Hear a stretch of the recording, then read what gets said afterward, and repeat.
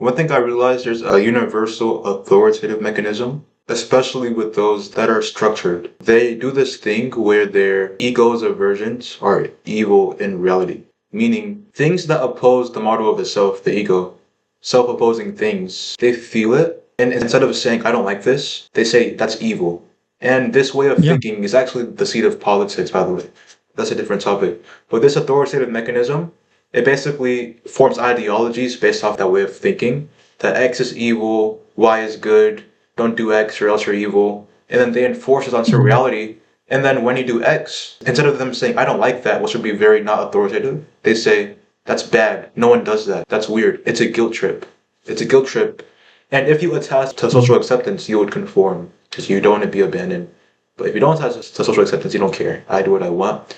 And then they don't like No, that. no, That's exactly. people that are just mental, they have a thing against like the emos or like the independent people because they don't conform to that. And then their ego's aversions that usually they deflect by calling it evil and eliminating it completely, it's still around them. And it makes them furious because they're actually scared. Uh, That's where the politics thing starts. This creates no, politics exactly. because politics is basically just like everyone has their defense mechanisms, and instead of just leaving it as defense mechanism, they make it truth, how things should be, like should. And then it becomes cooked because like it's circular, there's no middle ground. Because the problem sourced from the human being. You only resolve everything else when you resolve their defense mechanisms. But no one wants to do that. They instead of externalize it and say, this is a thing in reality, in ideology.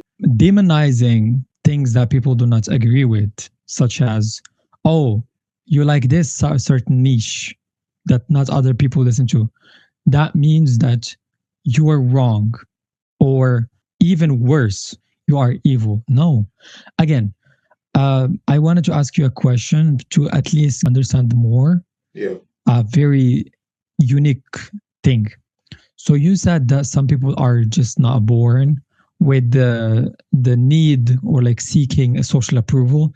That's why their preferences or like their the things that they pursue are different because priorities for them is not something that works for social standards. In most scenarios, it's the product of abandonment trauma. So it's a coping mechanism. Yes, but there are some weird scenarios with that, which I think is my case, where it's and it's called a temperament. Okay. But is it possible for a person to have like a brain Yeah, that's what I'm saying. dysfunction, let's say a Yes, part of the yes, that's no what no I'm no saying. before any a trauma, it's Yes, yes, born with it, that's what like I'm saying. Yeah, I think that was okay, my case, but it's very rare. It's not common. It's not common. yeah, so it's either okay, so there's the ways, so as you said, there's the trauma way, which you experience abuse from the people who are supposed to protect you. Exactly. You There's have to this case internalize. Yeah. of yeah, of course, and the thing is, um, some people are not even suffering from anything, but they create their own suffering because to suffer is to learn. So they create fake suffering Yes, to build those resilient attributes, which yes. actually still works. And again, how can the body, which doesn't like cortisol, like why do they do this I have a for reason. the greater good? I have a reason. Can you please comment? Yeah. So do you know how I said that most people identify with their ego?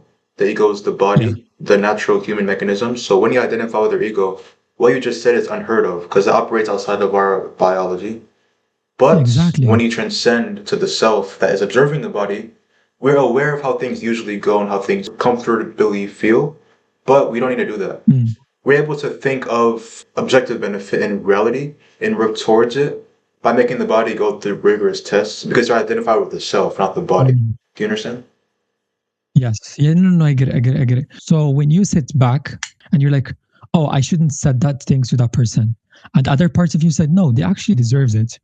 And there's another person who sees both of them and sees why you did it and why what the effect was it on you and what you can learn from it and all of these things, right? And says, okay, what happened. I can't change the past, but what I can actually do is see how this reflects on my life and how I can learn from it.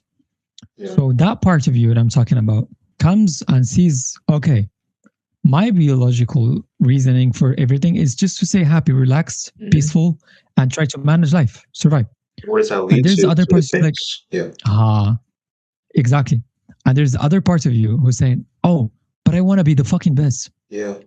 And there's the supreme being who says, okay, So, we are limited by our biology And also, we want to be better and we want to improve on things. Thank you.